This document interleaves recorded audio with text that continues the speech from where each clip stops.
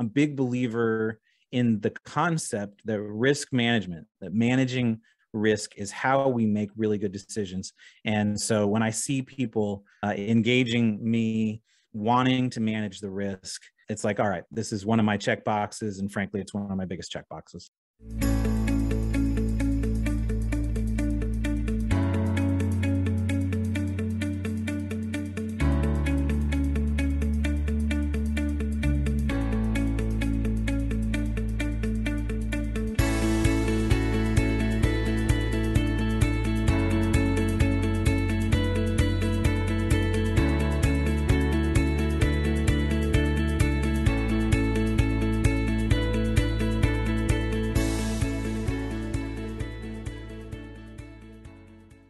If you're watching this on YouTube, make sure you smash that like button and click subscribe.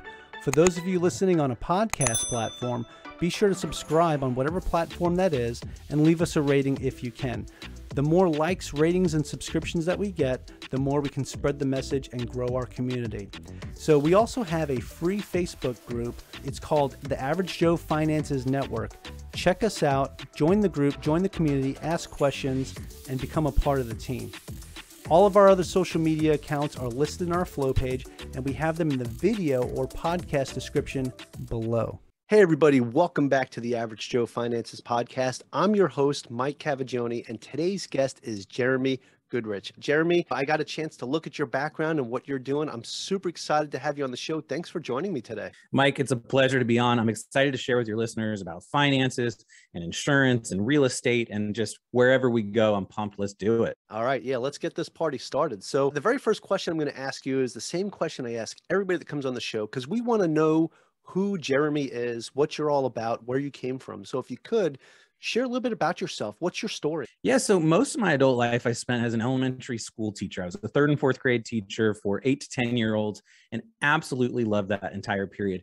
If you take a step back from there, I was a pastor's kid, grew up as a pastor's kid. So I've always been in this servant mentality place. And as we get into finances, we'll talk a little bit about how that can have some pros and some cons. But I was always just in that servant mentality place, grew up a pastor's kid, became a teacher, met my wife while I was a teacher, and she's a 3rd generation insurance agent. She was running her dad's agency, but her dad had sold the agency quite a while ago. And in fact, most independent insurance agencies across the country right now are actually owned by larger investment firms. And that was the case with her dad's insurance agency. And so at some point, the two of us were like, let's go into this world. Let's start our own thing. Let's change the way people feel about insurance and try and just be really good people in a crummy, weird industry. And so in 2013, we started Shine Insurance. And from that point, I've always been into real estate. It started with first-time home buyers. They would come to me for insurance, and then we'd get to talking, and they'd start saying, well, do you know how to find a good realtor, a good lender? What's the escrow period? What's an appraisal? Just like asking me all these processes. And so I started getting the answers. And the thing I did that I'm so glad I did 6 years ago was I recorded the conversations with all those professionals, those realtors, those lenders, those title company owners, and I threw them up on YouTube. And it just started taking off on the YouTube channel. We've got about 16,000 subscribers now. And that teaching people how to buy a house grew into teaching people how to invest in residential real estate. And then that grew into where I'm at right now, which is commercial real estate, teaching people how to invest in and protect commercial real estate. My insurance side is a commercial real estate insurance program, but I see really the financial picture as a whole from real estate, whether you're a first-time home buyer or the owner of a large 50-story building in Manhattan. No, that's great. Actually, it kind of helps me figure out like where I want to go with this conversation, because with what you said when you first started, like the recordings that you did and uploaded on YouTube with the different professionals, right? To answer these questions that you were getting asked. At that time, you were doing insurance for residential real estate, right? When did you make that flip to change from doing residential insurance to commercial real estate insurance? I think anybody who's owned a business has run into the same conundrum I ran into. So I'd been doing residential for about 5 years, and I was growing as quickly as I could personally, but I was the only person doing that in insurance. And home and auto insurance is great. I love our book of business. We have about 1,500 clients on the personal insurance side, but I couldn't scale doing it by myself. And so what I did is I hired someone who was a local guy, football coach in town, all this kind of stuff, and had insurance experience. and replaced myself with him. And then I moved into the commercial side because I knew that was the next level. It's just a natural progression. And I love commercial real estate. I was interested in the commercial real estate community and had made a lot of friends and hung out there.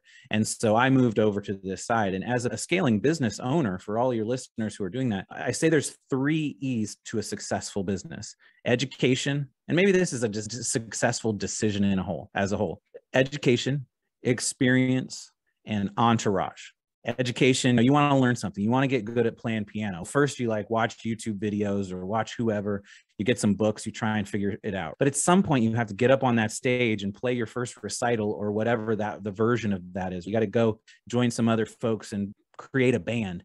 You got to have the experience. And education and experience are how we grow our knowledge from the very beginning. But you can't do it without an entourage. You can't get bigger beyond yourself without an entourage. And so at some point I was like, I've got to bring that entourage piece in. And that's how I adjusted. No, I love that. I never thought about it from a perspective of an entourage. So the way that you describe your team, right, when you put it all together, because I definitely understand the education piece, the experience piece. And then, of course, you got to build that team. And then you being able to use the word entourage with that to make the 3 E's, that's perfect. I love it. So. I spent a lot of time, I was like, I need the third. They have to be E's. It has to be an E. And I know it is team. That's what it is: having your team, your service team, your employees. If you're an investor, the people who live in your properties, that is the team. But I needed an E. And I don't know if you've ever watched the HBO show Entourage. It's not the best show in the world, but I just thought of it and I was like, oh, that's perfect. Anyway. Yeah, no, that works out perfectly. That's great, man. Yeah. All right. I'd like to dive into, in your background, you were describing how you're very service oriented, growing up as a pastor's kid and then getting into being an educator, doing 3rd grade elementary school education. And that I'm pretty sure that can also be, it's one of those thankless jobs, being an educator. And making that switch to pulling out of that career field and becoming an entrepreneur like you did, what was that transition like? Or when did that switch flip? Was it after you met your wife and she was already into insurance? So what made you want to say, you know what, I'm going to step away from my safe and secure 9 to 5 to go start this insurance company with my wife and take this risk? Because that's what it is, right? You have that comfort, you have that security blanket. And I think a lot of people get faced with this decision at some point in their life when they decide they want to become an entrepreneur, and they have to make that tough choice and say, okay, I'm ready to take on the risk. So what was it for you that said, okay, I'm ready, let's do this? It's a great question. And I think that one of the things that was percolating is she was no longer happy on her side because she just didn't have the motivation that was there before the agency got sold. I was struggling with leadership in my school. I really thought the school should be going a different direction. We should be serving kids in a different kind of way, a better kind of way. And the leadership at the school, so we were starting to have conflict. So there was a scenario where the places we were at weren't exactly where we wanted to be. And then I think that we really saw an opportunity to make an industry better. And we also knew that we had a quality product. I think anybody who takes a leap wants to make sure that when they take that leap, they actually have something to offer.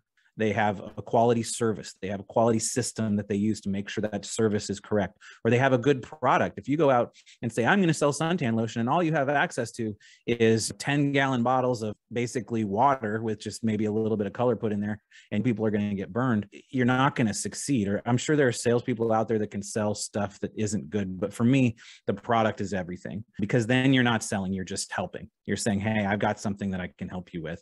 And so all those things came together in one place, and it was like, this is the time to leap. But I got to say, it was shocking when I did leap, because for 13 years, I had been trusted, right? People had dropped their kids off. I spent more time with a lot of people's kids than they did. And I really took that seriously. I was trusted by everyone in my environment. As a teacher, you're just treated a certain way. Same goes for police officers or pastors or just a lot of service people who we have a respect for, and we trust them to take good care of us. And I switched to insurance, and everyone just assumed I was trying to do some bad to them, trying to sell them something, trying to sell them snake oil. Suddenly I wasn't trusted. Suddenly everyone was like trying to figure out what angle I was coming at from. And I was like, no, I'm just trying to help you. I've got a good product. Here's the product. I'm happy to educate you about it. And that's it. And so that was the biggest sort of thing I didn't expect when I switched, was going from being truly trusted to being not trusted at all. And that took a long time. That still hurts. Yeah, I'm sure like just in the back of your head, you're thinking this whole time, wait a second, hang on. Like my whole life, I've been doing acts of service and making sure that I'm here to help other people. And I'm still continuing to do that. But because I have a different title after my name or I'm doing a different career field now, you're looking at me a little bit different. Yeah, I could definitely see Yeah. that. I think a lot of people that leave the security of their 9 to 5 to start their own business or become entrepreneurs, a lot of people get faced with that same challenge that you're describing, that same questioning attitude when you go to talk to somebody about what you're doing now and what you're offering. A lot of times people look at you like you are a snake oil salesman because Mm. everybody gets those DMs or messages on Facebook from their old high school friends that are selling some type of MLM product. That's what it is. So you see that all Yeah. the time. And so a lot of times when people go off on their own, it's almost an assumption that's what you're doing now. Oh, you're going to go and rip people off. And when it's not the case. So now as you're doing this, right? So you made this transition. You said you were also investing in real estate, right? I started investing in real estate later, really after I started about 5 or 6 years into the insurance agency. Okay. Okay. So I want to get into that a little bit too, because this is great. So everybody could see like this full spectrum of your actual journey when you transition Mhm. from your secure 9 to 5 to your business, focused on that, built that up. Then you started investing in real estate. And I think it's safe to say that you were doing that because you needed somewhere to put your money where it's going to actually work for you and grow instead of just leaving it in a savings account. What was the decision? Why real estate? So I think real estate made sense because it is the industry that I'm functioning in, right? I'm an insurance advisor and a risk manager, but it's to commercial real estate investors. So that's the place I'm in. That's the knowledge I have. That's what my podcast is about. When I have people come on my show, they're commercial real estate investors. So it's the thing I know. And I think that's one of the things you hope to be able to do with your passive income is gain it and invest in things that you know and understand. And you should certainly diversify. And I have some diversification, but if someone looked at my portfolio as a whole, they'd be like, whoa, you're super heavy on commercial real estate. And I think on one hand, yes, that there's a little bit of risk to that. On the other hand, I know commercial real estate a heck of a lot more than I know most of the businesses in the stock market. And so for me, that's what makes the most sense. But yeah, so that's the answer is I really started. What I believe is everyone needs to have both active income and passive income. And unless you're already a millionaire, unless you've already established generational wealth or whatever that means to you, you've got to have some kind of active income coming in. For me, that's the insurance agency. For you, Mike, that's probably the Navy at this point, and you've maybe been adding other things over the course of your time. But you need to have a passive stream too. And so what I started doing as active income came in more and more, and that's one of the reasons I left teaching. Credit card debt was going up. I made $27,000 a year for 13 years of my life. And so once that switched and there was some active income coming in that could go passive, I've really tried to push it over there as much as I can and really try and grow that passive income until it covers my expenses, which I'm not there yet, but I'm working on it. And once your passive income covers your expenses, then you're free. Then you have financial freedom. Then you can decide what to do with your time. Then you can figure out what you want to do with the rest of your life because now you have the financial freedom to be able to make all those decisions. So that's the journey that I'm on. Yeah, that's fantastic because now you can figure out what you want to be when you grow up. But yeah, that's and so many people don't figure that out till they're 65 and retire. And you're trying to figure that out earlier. Yeah. And some people even they'll retire at 65 and then realize that they're going to run out of money and they have to go back to work. So, that typical, the standard, I have nothing against a 4K or a Roth IRA or anything like that. I even have those products myself. However, you need to do something else besides that because why do you want to wait until 65? Most people, I think the statistics are when you retire, usually you last about 7 years. So you're going to get to enjoy that retirement for maybe 7 years and then that's it. Or you can get rid of that R word and focus on financial independence, financial freedom. Because once, like you said, once you're at that point where your passive income is covering all of your expenses, you could just wake up and twiddle your thumbs all day if that's what you want to do, because you can, because you've got the freedom to do that. Everything's covered. So if you want to wake up and go out to the beach all day, which is probably what I'm going to do because I live in Hawaii, you can do that. So it's a beautiful thing. But for me, like, I don't think I could turn that switch off. A lot of people can't when they're fired up or pumped up about this. I just want to keep going and keep building that generational wealth for my family. But on top of that, keep sharing this with other people so they can do the same thing like what we're talking about right now. having you on the show, explaining your journey, sharing your story. This helps other people. And to me, that's one of the best acts of service you can do out there. Yeah, I think just teaching. I've never not been a teacher. I've never stopped being a teacher. And that's the only thing I really know how to do. And whether that's teaching someone about a proposal that I just sent them or teaching folks how to buy a house. When you've experienced this, I'm sure, Mike, when you get comments on your YouTube channel that just say, hey, I don't have a good realtor in the neighborhood that I'm in or in the place I'm at that I can lean on. And your videos teaching me how to buy a house really just changed the experience that I have in that. That means something. It doesn't have to be just about money, although this show is about finances, but it's that balance of how do we make ourselves and make our lives better by helping others as well. Rise by lifting others is a big part of what I'm trying to do. Absolutely. Absolutely. So now you started this insurance company back in 2013, right? And about 5 years later, you started investing in real estate. So between your business as selling insurance versus investing in commercial real estate, what would you say you enjoy more? And I hope I'm not putting you like on the spot here. When it comes to that, what do you enjoy more? I'm a passive investor in commercial real estate. So I'm not, there's a real difference between active and passive, right? An active investor is someone who's out there looking for deals and finding deals and making sure tenants get taken care of and really running the business plan of the real estate journey. I am a passive investor. And so I love it because I hand over money and that's the basically end of my actual work associated with that. So the question is a little unfair because as a passive investor, as you really don't have to do anything. So as far as work, I would say passive investing is the best, but obviously I need the active income still. I am not financially free. I don't have enough passive income coming in that I don't have to work. And so the insurance, and actually I think I'll probably do the insurance for a long time after because I love entrepreneurship too.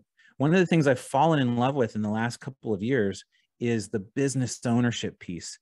And realizing, and I think for any of your listeners who are business owners, that there's a difference between being self-employed and being a business owner. And I was self-employed for a long time.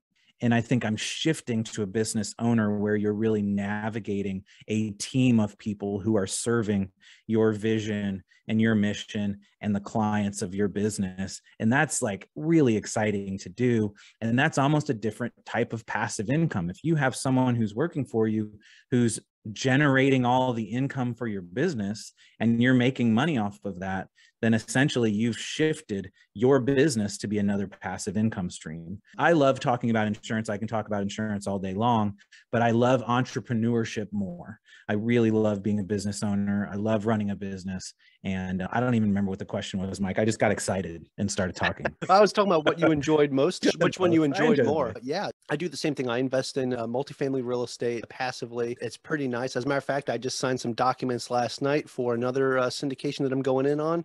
Awesome. And I've got to wire the funds here over the next couple of days. And so that'll be the third one for me because I just got started doing this. I think I got my first one in October of last year, then jumped on another one that just closed this week, actually on the 11th. And then now this other one that's going right now. Yeah, I'm pretty excited about it. Yeah. Between that and retiring from the Navy here soon, man, I'm just ready to go. It's going to be exciting. But spent a lot of time on the North Shore surfing waves and stuff like that.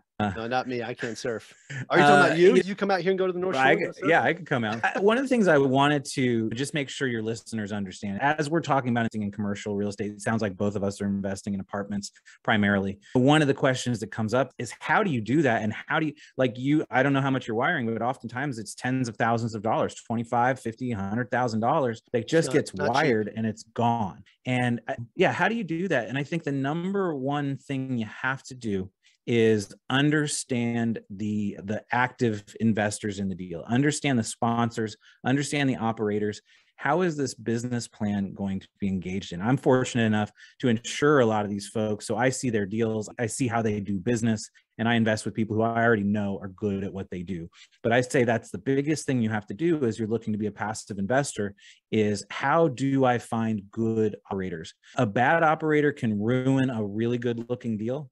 And a good operator can save a deal that actually turned out to not be as good as maybe it was at the beginning. So Jeremy, can we get into that a little bit? Because that is something I actually wanted to bring this up when you said, oh, as a passive investor, it's pretty cool. I just send the money and that's it. I don't have to do anything. You do have to do stuff. So let's touch on that a little bit, because you were just talking about it. If you're going to be a passive investor and you're going to invest with these operators that are going out there and finding the deals and you're raising capital, and you're part of that process, right? Because you're giving them the capital. You have to do your own due diligence on those operators. You need to make sure it's a team that you can trust.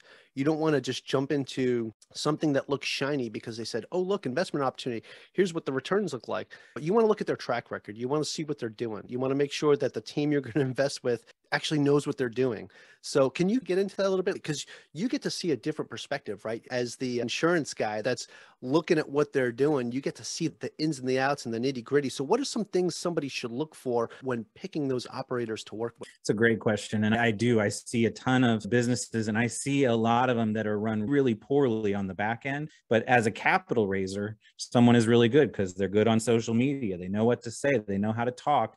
And I'm looking at their portfolio and what I'm seeing about their business practices, like, oh my gosh, I would never invest with this person.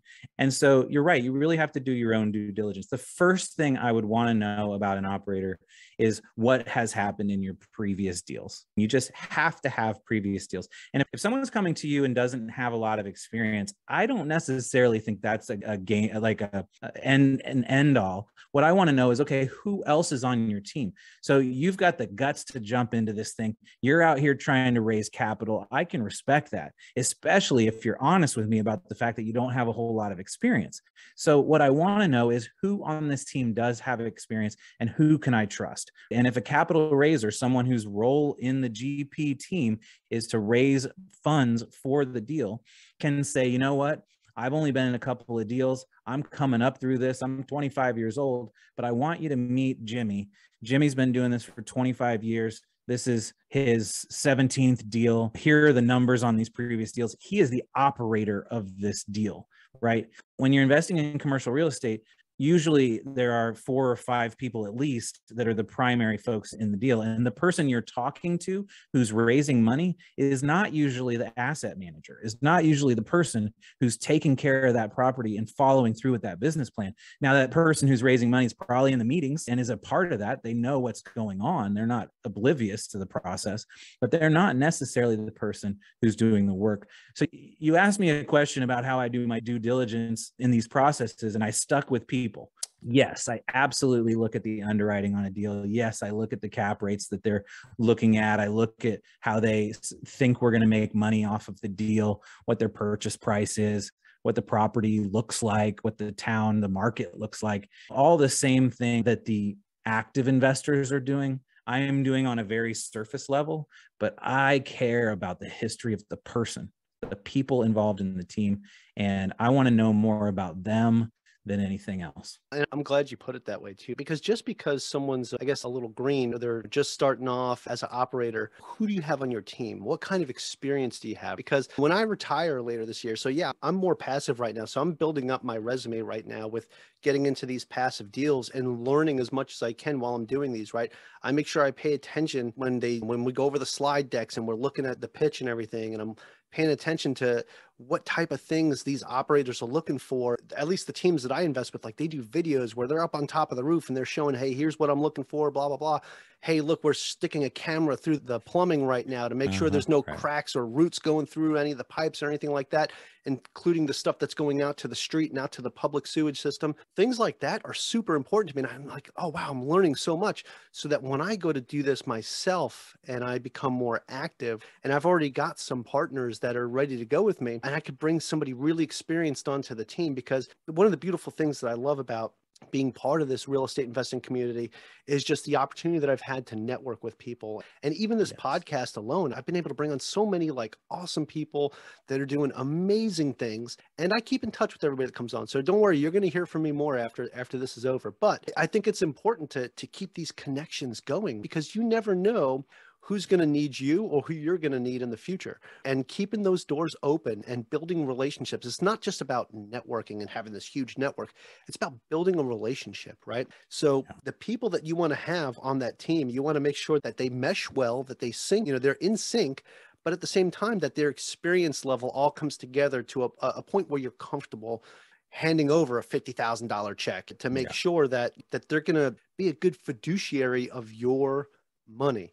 So I think that's huge. And I really appreciate that answer. And the fact that you're not saying, oh, I wouldn't invest with somebody new. No, it's, hey, who do you have on your team? Oh, you do have somebody that's been doing this for 25 years. That's great to know. I can consider this now. So it's a good spot to be in. And for people that are looking to get started being operators and being a general partner, and you're just starting out, find somebody who's experienced and bring them on the team. A lot of times it's hard to see people say no. A lot of times people are so willing to help and be part of something. And that's one of the things I love about this community as well. That's fantastic. Yeah. Just to finish this out, I think your process that you're going through is what I see a lot too, where someone comes at some point, let's say you're going to raise capital for a deal at some point.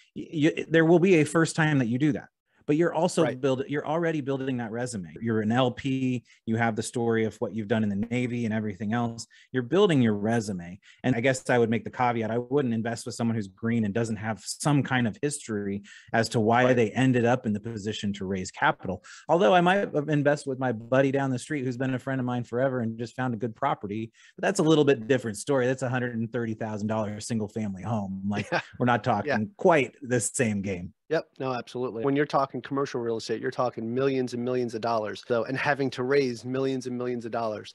So it's definitely important that you have the right people on the team and the right people that are pushing forward as operators for you. So that's fantastic. Now, excuse me, on the insurance side, because like we talked about earlier, you get to see things from a different perspective than other people would see as a limited partner. And maybe I wouldn't say that there's probably more disclosure there because they're probably sharing everything that they're sharing with you with all the limited partners as well. But from your perspective, or actually as the insurance guy, are you only investing with people that have come through and gotten insurance with you because you're able to see everything more, or have you invested with other people outside of that as well? I'm primarily invested with people who are my clients. There's a couple of small deals that are outside of that, but for the most part, I'm seeing things come through. And so those are the deals I'm going to naturally invest in. And if I'm protecting, I'm engaged in that risk process. So I'm a big believer in the concept that risk management, that managing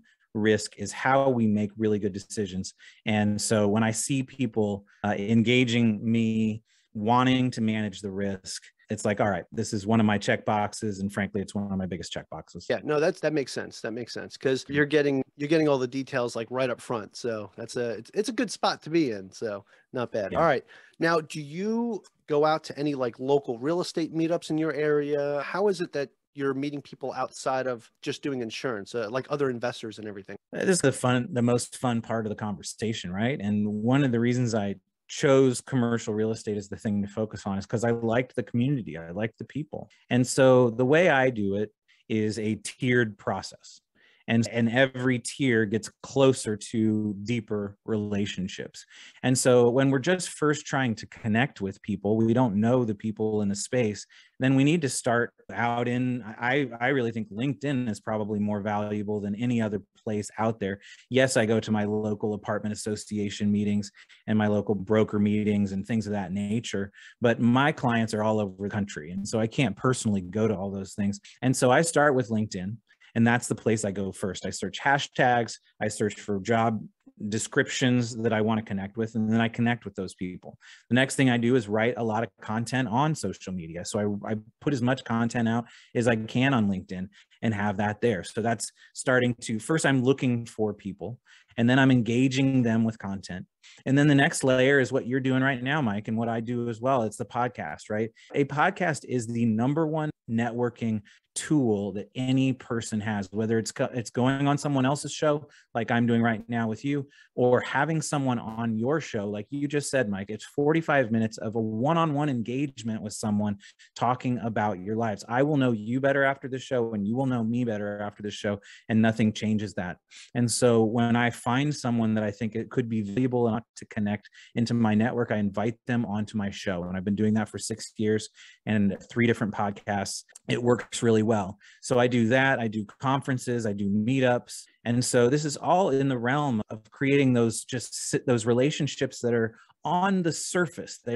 We haven't had lunch together. We haven't brought our kids together or whatever, found out that we both like to play hockey and played hockey together or whatever, but we're establishing that relationship. But the next layer that I really try and work on is what I just said. I went down to Nashville, Tennessee, which is about 4 hours south of where I live, a couple weekends ago, to meet two different people, just one-on-one. I had dinner with one of them, and then the next day I had lunch with the other. And for the second one, I went over to his house, met his family, played with his kids. And so we're in his backyard, swinging the kids on the swings, talking about our lives and how we got to where we're at. That's a relationship that's really established at that point. And so that's how I do it. I'm trying to connect and then make friends. There's a business connection to it, but I'm just trying to make friends. I'm trying to connect with people, find value in each other's relationships, and take it from there. So I see it as a tiered process as we get people closer and closer to us until we're friends. Yeah, no, I love that, Jeremy. That's fantastic. And one of the things I just wrote down as you're talking about is you're out there and you're trying to find value, but not only find value, but add value, because you're doing that as you're building these relationships, you're adding value to each other. And that's fantastic. And I really appreciate what you said about the podcast being like the best networking tool out there, because back in March, I spoke at the Real Estate Wealth Builders Conference, and that's actually what I was talking about. I was talking about networking, why it's important to network as a real estate investor, right? And then at the end of that too, I talked about the importance of having a podcast and why a podcast can actually get you connected with more people than just going out and trying to meet people at a meetup or on LinkedIn, like you said too, which LinkedIn is a powerhouse. And I definitely need to get better and post more on LinkedIn, but LinkedIn is fantastic. But having a podcast, I think, has gotten me connected with more people in this industry than anything else, because I'm getting to share ideas with other people, and I'm a guest on other podcasts as well. I absolutely love doing that. I was a guest on a show yesterday. I'm going to be a guest on another show next week. And then a week after that, I'm a guest on another show. So I'm trying to get on as many as I can as well, because all this just helps create awareness, both for my brand, but also for getting this information out there and spreading the message of financial literacy, investing, and why it's important, and why just sticking your money in the savings account isn't going to do anything for you. So it's important that we get this message out there for everybody. So I just want to say, Jeremy, I appreciate that. Thank you. That's super important. Yeah, I think networking however you can. And I think a lot of people say, hey, there's a trillion podcasts out there. And that's true. When I started podcasting, it was a small little group, and now really everybody has a podcast. So what? I mean, everyone goes to a BNI meeting. Everyone posts on social media. The fact that there's lots of podcasts out there, I don't think is a reason not to start your own, because it really gives you, and then we can move on, but it really does give you the capacity to find your voice and believe in something that you believe in. Absolutely. And Jeremy, so think of it this way, because I've had other people tell me, oh, I started a podcast, but I only have 20 to 40 people, 20 to 40 downloads on an episode. I don't know if this is for me. I said, go ahead and stick 20 to 40 people in a room and have them sit in front of you while you're talking about what you're talking about. And then tell me that you don't think that there's people listening, because 40 people in a room, 100 people in a room, 1,000 people in a room, that's a lot of people, right? So if you continue to grow and continue putting out good content and your message continues to resonate with people, you'd be surprised how many of them come back to listen again, and how many connections you can make that way. I get DMs, I get emails all the time from somebody saying, hey, I listened to this episode. It was great. I was at a real estate meetup last month where somebody came up to me and said, hey man, that guy that you had on the show from the episode 2 weeks ago, he's like, reached out to him and now I'm doing his program and this and that. It's really helping me out. I'm like, dude, that's awesome. And to have somebody approach me in person at one of the real estate meetups that I go to tell me that, like, really, that's completely separate than getting like a message on Facebook or Instagram or something. Right. To have somebody actually come up to you in person and say, hey, this really helped me out, means the world to me. And the message is great too. Keep those coming. But just getting that in-person interaction was absolutely phenomenal. This is why we do what we do, right? Now, 100%. I want to kind of transition this into, because we talked about a lot of great stuff here, but we're running a little low on time, and I want to get into the final round. So this is four of the same questions that I ask everybody that comes on the show. They're hard-hitting questions. At least 3 of them are. And just kind of to try to see like where you're at and where your mind's at when it comes to what you've done throughout your career to where you're at today. So if you're ready, we'll get this party started. I'm ready. Let's do it, Mike. All right, Jeremy, let's go. So the first question is, What's the biggest mistake you've ever made? Yeah. So I talked about the 3 E's earlier in the conversation, right? That is education, experience, and entourage. And I think that I've had this mentality my whole life of just doing it myself. And the biggest mistake I made was I waited too long in my business journey to start to build the entourage, to start to trust other people, and to build the systems that you have to have if you're going to have other people succeed in your business. And so I waited way too long. I think I need to hire more people. I need to take more leaps. And so that's the biggest mistake I've made, is really waiting too long to grow that entourage. I think that's great. I think that's great. I found myself at that crossroads a couple times too. Still being active duty in the Navy, it's hard to do a lot of these things on my own. So I've had to outsource a lot. Like I outsource the podcast editing. I outsource a lot of my social media stuff. I have a VA that takes care of all that. So most of the time when you see posts on social media, it's not actually me, except for the stuff like on my personal page and stuff. But it's important that you understand that there has to be a point in time where you can say, I'm going to take my hands off of this and let somebody else do this. And for people like you and me and anyone else that has this entrepreneurial mindset, it's very hard to let go of certain things. But it's a fact of life, right? It's something that you have to keep going and scale. Yeah, you're used to being the player. If you use a sports metaphor, soccer, I love soccer, and you're used to being the player, but now you're shifting to the coach. It's not that you're not doing it anymore. It's not that you aren't a part of it anymore. You absolutely are a part of it. But now you're teaching other people how to do the thing, and you're running the team. And I think for all players, you want to be a player. You still want to be a player. You still believe that you're that's our ego almost. And if we can put that aside and say, you know what? The most powerful role on the team is the coach. And the quicker I can get there, the quicker this team can win. Yeah, Jeremy, I absolutely love that. And I love that analogy too. Thank you for that. All right, let's move on to the next question. And that is, what is something that you've learned that you wish you knew when you first started? What I just said, I think would be important too. But I think that one of the other thing that I've really learned is you have to set your systems up from the very beginning. I'm a detail-oriented person. I love numbers. I believe numbers tell stories, and I always like to find the stories in numbers. But I also love systems.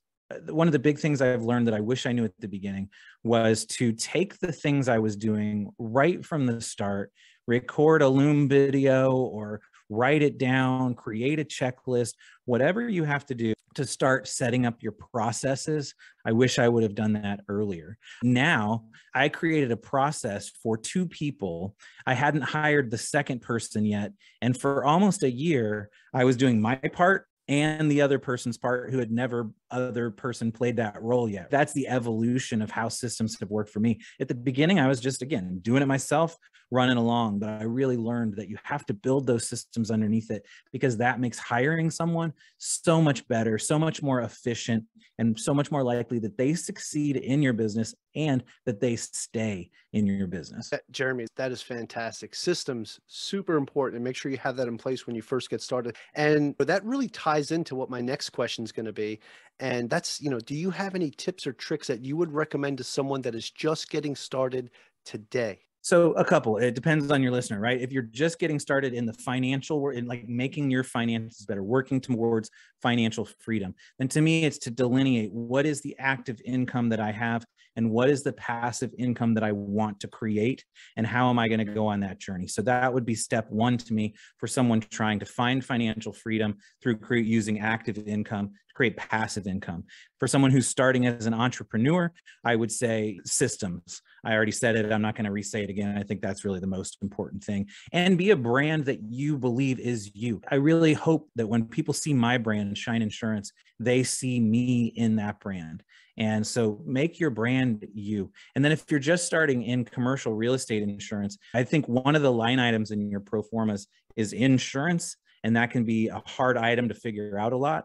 And so I've created a ballpark, basically you can go to our website and put the address in, answer 9 yes or no questions, and then get a ballpark number immediately. And so anytime that you can get good numbers for your underwriting, you're going to have a better idea of what success looks like and have more success in your commercial real estate journey. So pro formas are key. Underwriting is key. If you're not good at underwriting, then you have to team up with someone who loves numbers. It's okay. You can succeed in commercial real estate and not like numbers. Maybe. I don't know very many people who just don't like numbers at all. You can. Maybe if you don't like getting too technical with the numbers, but you like the numbers because you like the numbers of the money that's coming in, you're going to like those numbers. But at the same time, as long as you've got somebody that really knows how to do that piece, how to crunch the numbers to make sure that the deal's going to work, then you have to make sure that you're hiring somebody that you can trust. But you should know the basics about the underwriting and to make sure that you're not getting swindled or anything like that. I'm not saying you have to double check whoever's doing your underwriting's work,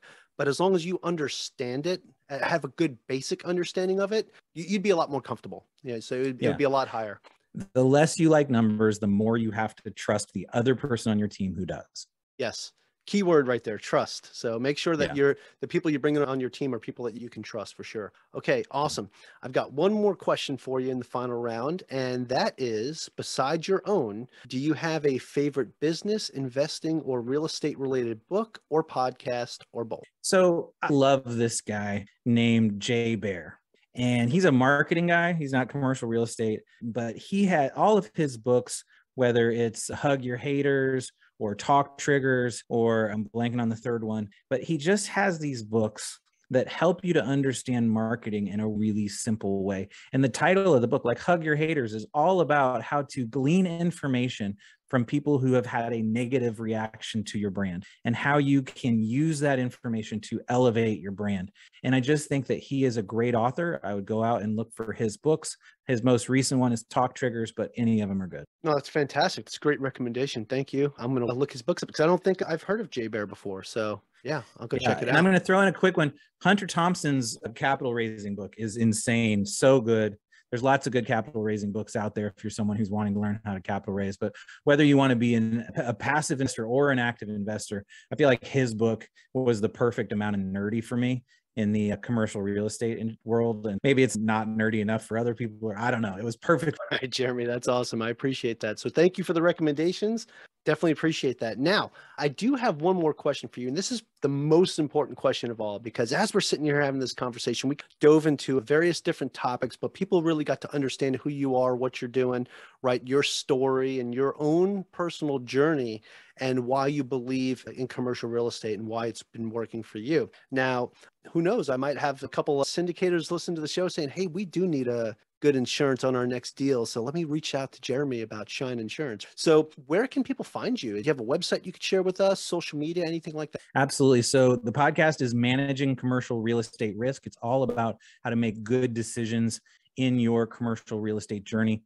And again, that ballpark, if you just want that, if there is a syndicator listening out there, the first step I would say is go to shineinsurance.com/ballpark. Put the property, if you're looking up a property, put the property information in, answer 9 yes or no questions, get yourself a ballpark for the insurance piece. Don't get that piece wrong. Fantastic. Definitely appreciate that. Hey, Jeremy, we'll make sure we have those links in the show notes, and I'm pretty sure you could find his podcast on any platform. So go look it up, check it out, go see what he's talking about. If you enjoyed the conversation that Jeremy and I had today, definitely go give his podcast a listen because he's putting out some great information. This conversation, I feel like, to me, was fantastic. I genuinely enjoyed it. And thank you again so much for coming on the show and having this chat with me today. Absolutely, Mike. A great pleasure. I enjoyed it as well and look forward to growing our relationship. I want to know who you're investing with, and I'll let you know who I am. All right, fantastic. Aloha.